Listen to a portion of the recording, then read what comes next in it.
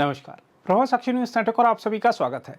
बांग्लादेश में हाल ही में 1 महीने से अधिक समय तक हुए सरकार विरोधी प्रदर्शनों ने राजधानी ढाका में आतिथ्य क्षेत्र को बुरी तरह प्रभावित किया है और यहां कई महंगे और किफ़ायती होटलों के अधिकतर कमरे खाली पड़े हैं। ढाका बांग्लादेश की राजनीतिक और वित्तीय राजधानी है और अंतर्राष्ट्रीय होटल श्रृंखलाओं द्वारा प्रबंधित कई बड़े होटल यहां स्थित हैं जो बड़े पैमाने पर कारोबारी यात्रियों को सेवाएं प्रदान करते हैं। इनमें से कई होटल के वरिष्ठ प्रबंधकों का कहना है कि अशांति का सबसे ज़्यादा असर जुलाई में महसूस किया गया, जब बड़ी संख्या में बुकिंग रद्द हुई, जिसके परिणाम स्वरूप भारी वित्तीय नुकसान हुआ। पॉश इलाकों में स्थित कुछ महंगे और किफ़ायती होटल के कर्मचारियों से बातचीत की गई तो उन सभी ने ढाका में आतिथ्य क्षेत्र की वर्तमान स्थिति की एक निराशाजनक तस्वीर पेश की। एक महंगे होटल के बिक्री विभाग में वरिष्ठ प्रबंधक ने नाम नहीं बताने की शर्त पर बताया कि स्थिति अब थोड़ी बेहतर है, लेकिन हमारे क्षेत्र में सामान्य स्थिति से कोसों दूर है क्योंकि अधिकतर कमरे खाली पड़े हैं। हालांकि कारोबारी यात्रियों का एक वर्ग अशांति के बाद अब आ रहा है, लेकिन कमरों में ठहरने वाले अतिथियों की संख्या में भारी गिरावट आई है।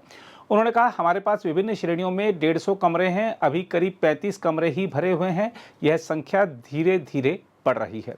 उन्होंने इलाके में 4-5 अगस्त की स्थिति को याद किया, जब अराजकता चरम पर पहुंच गई थी, जिसके कारण बांग्लादेश की तत्कालीन प्रधानमंत्री शेख हसीना को देश छोड़ना पड़ा था और बांग्लादेश में संकट पैदा हो गया था।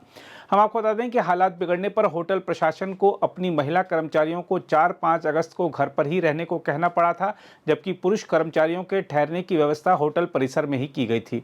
5 अगस्त को हसीना सरकार गिरने वाले दिन आई चुनौतियों पर 5 सितारा होटल के वरिष्ठ प्रबंधक ने कहा कि उस दिन अतिथियों में जर्मनी, रूस, स्विट्जरलैंड, भारत और बांग्लादेश के नागरिक शामिल थे और होटल में कूटनीतिक समुदाय के कुछ सदस्य भी थे। उन्होंने कहा, हमने होटल सील करके उनकी सुरक्षा सुनिश्चित की और किसी को भी बाहर जाने या अंदर आने नहीं दिया। प्रदर्शनकारियों ने होटल इमारत तक मार्च भी किया, लेकिन हमारी संपत्ति को कोई नुकसान नहीं पहुंचा। अन्य होटल के कर्मचारियों ने भी ऐसी ही कहानी बयां की। इनमें से एक आलीशान होटल में काम करने वाले एक भारतीय नागरिक ने बताया कि उन्हें अभी तक कोई समस्या नहीं हुई है और इसलिए वह ढाका में ही रुके हुए हैं। ढाका में स्थित किफ़ायती या 3 सितारा होटलों को भी आर्थिक नुकसान उठाना पड़ रहा है।